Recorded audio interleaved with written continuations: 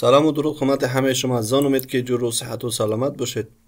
عزیزان، در این جلسه هم قرار است که برای شما آموزش بدیم که چگونه میتونیم که برنامه مایکروسافت آفیس 2024 برای سیستم ما نصب کنیم و ازش استفاده داشته باشیم.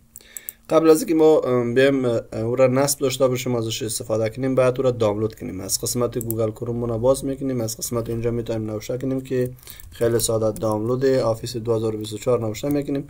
بعد از اینکه نوشته کردیم میایم در قسمت اینجا گزینه دانلودش هم اینجا سافت 98 بر شما آمده، لینکش حتما در قسمت دسکریپشن میگذارم. شما هم میتونید که روش کلیک داشته باشیم، مستقیم را دانلودش داشته باشیم. در قسمت اینجا میایم به طرف پایین میایم و اینجا قسمت اینجا توجه گفته این چیزایش در نظر میگیریم، حتما اینجا بخونین. و اینجا در قسمت اینجا توضیحاتش برش داده شده، توضیحات حتما بخونینش. و در ضمنش بیاین در قسمت اینجا فایل های نسخه رسمی و غیر رسمی شده در قسمت اینجا بر شما داده شده.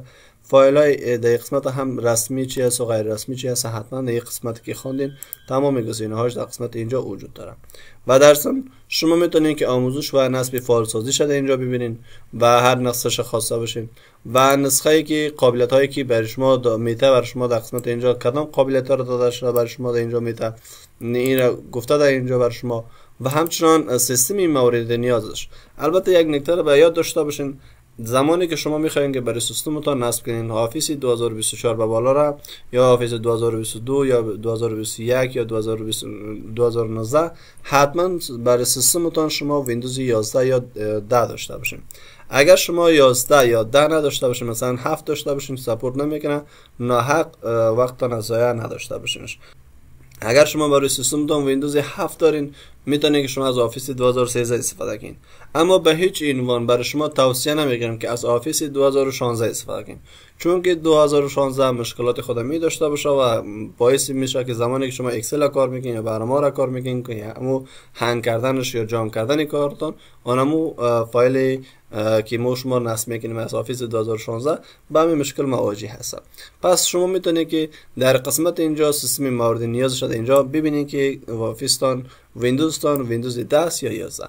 اگر 11 یا 10 هست حتما برای سیستمتان از آخرین ورژن برای سیستمتان نصب داشته باشین و استفاده کنید.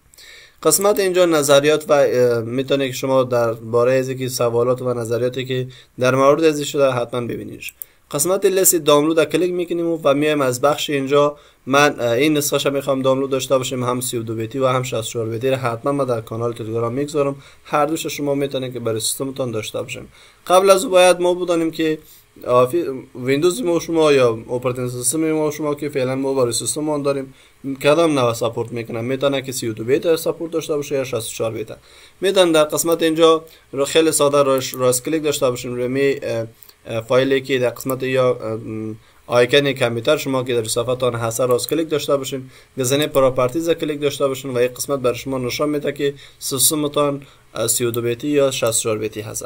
اگر شما سیستمتان 32 بیتی بود میتونید که شما 32 بیتی را دانلود داشته باشین، اگر 64 بیتی بود میتونید شما 64 بیتی را برای سیستمتان دانلود و نصب داشته باشین و ازش استفاده کنید. پس ما میتونیم که در قسمت اینجا ما 64 بیتی هست کلیک می داشته باشم، اتومات در قسمت اینجا برای ما شما ظاهر میشه و شروع میکنه بعد دانلود کردن. زمانی که با دانلود کردن شروع کرد من میتونم که در قسمت اینجا دانلودش منتظر باشم که تا اینکه دانلود شه و این را بتونم که ازش استفاده داشته باشم. منتظر می باشم که تا اینکه دانلود شه. بعد از اینکه دانلود شد برای ما شما در قسمت اینجا ما یک فایل چک گذاشتیم، تمام فایل هاش در قسمت اینجا وجود داره و شما میتونید که در قسمت اینجا این را نصب داشته باشین. یک نکته را به یاد داشته باشین که قبل از اینکه شما نصب میکنین یک فایل انینسالر در می قسمت سافتی که در اینجا بر شما داده شده در قسمت اینجا همین فایل میتونید که شما دانلودش داشته باشین و همو ان اینستال بسازین. همون فایلی را که شما یا آفیسی که قبلا شما نصب کردین استفاده میکنین برای ان اینستال داشته باشین. و یا میتونید در قسمت کنترل پنل وارد کنترل پنل شین.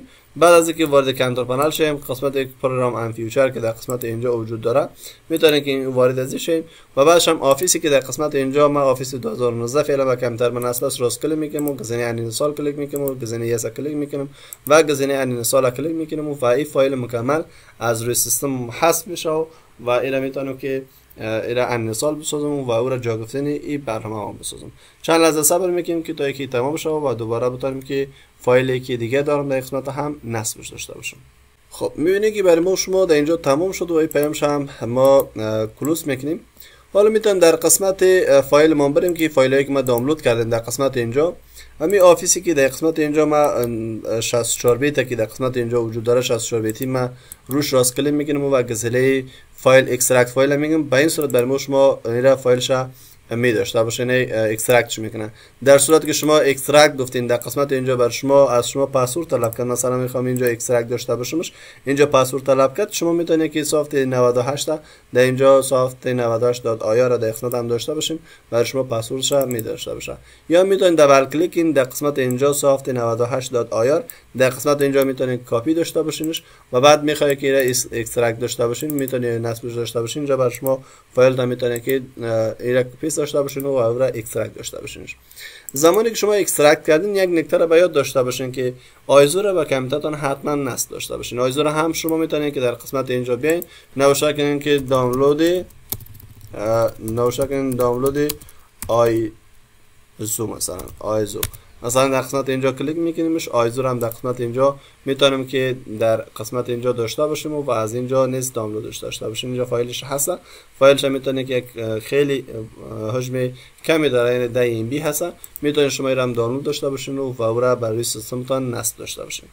بعد از اینکه نصب کردین یک نکته رو به یاد داشته باشین که من اکثرا سوالات و نظریاتی را که در قسمت امی بخش متوجه شدم، یعنی به این مشکل مواجه هستن. خب زمانی که شما فایل نصب میخواین داشته باشین فایل نصب در اینجا نمیبینینش، متوجه اگر شده باشین در قسمت اینجا ما اگر زوم کنمش فایل نصبی نداره، باید ستاپی داشته باشین که در قسمت اینجا دبل کلیک کنین و شما مرحله به مرحله پیش بره.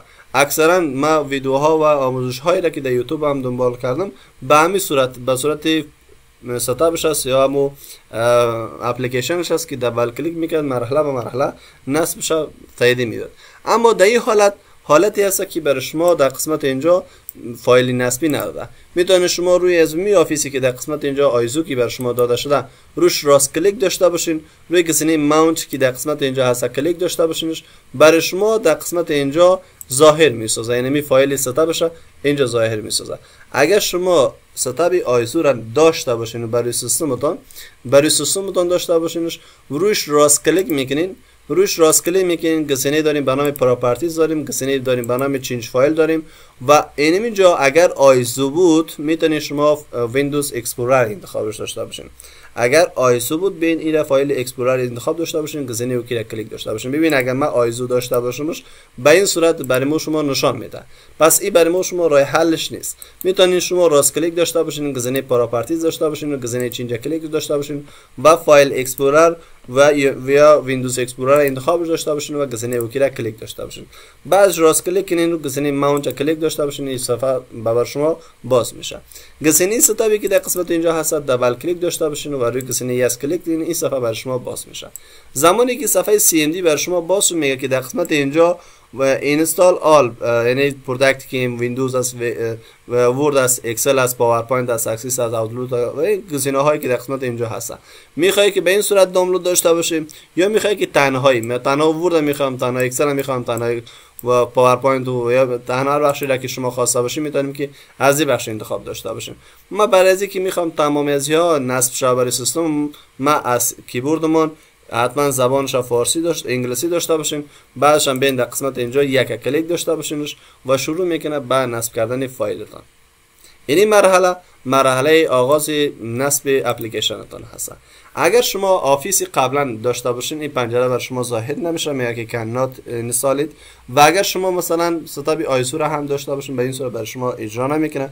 پس قبل باید اما در اینجا در نظر داشته باشین که قبلش باید آفیس لغو نصب داشته باشین و اون مرحله ای که پیشتر بر شما یادآور شدم اون مرحله برای سیستم آیزوتان اجرا داشته باشین و به همین صورت شما میتونید که نصب فایل اکسل یا فایل آفیس تان برای سیستمتان داشته باشین و چند لحظه منتظر میباشیم که تا یکی تمام شه و میبینیم که مرحله بعدیمان چگونه هست و انشالله ادامه ویدیو را بینیده باشید.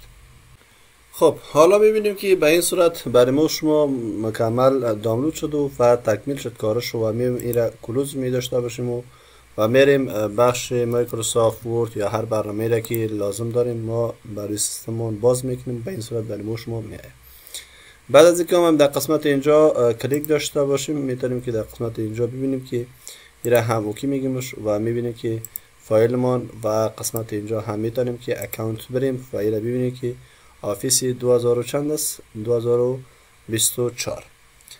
در این قسمت هم بخش اکتیویشنش مونده که ما شما ایره اکتیویشن داشته باشیم تا که بتونیم که اکتیو بسازیمش. بعد از اینکه شما نصب کردین تمام مراحلش انجام شد میتونید در قسمت اینجا برین. در این قسمت بر شما یک فایل بر شما داده شده به نام اکتیویشن یا اکتیویتور. میتونید که در قسمت اینجا اکتیویتور هستن دبل کلیک داشته باشین و روی گزینه از کلیک داشته باشین. میبینید که در قسمت اینجا بر شما گزینه های زیادی بر شما داده شده. میتونید که شما می آفیس مکمل اکتیویشن داشته باشین. در کل برنامه مایکروسافت آفیس ما نصب شد برای سیستممون و هر برنامه را که شما خواسته باشین که برای سیستمتان ایمیل داشته باشین یا اکسل یا هم ورد یا هر برنامه آفیسی را که ما شما میبینیم در قسمت اینجا برای ما شما نصب شده و شما اگر خواسته باشین ازش استفاده کنین. به همین صورت کارمان در برنامه مایکروسافت آفیس ادامه داشته باشیم. با امیدی که این آموزش برای شما مفید تمام شده باشد و اگر دوست داشتین که کانال اکادمی آنلاین پارسا را حمایت کنین حتما ویدیوهایش را لایک کنین، کامنت داشته باشین و در قسمت اینجا برای دوستانتان نیز پیشنهاد بدین تا ما هم حمایت شیم و ویدیوهای ما بیشتر دیده شود و بتونیم که بیشتر ویدیوها را برای شما آماده بسازیم و برای شما تقدیم کنیم. با امید موفقیت بیشترتان روزتان خوش. خدا نگهدار.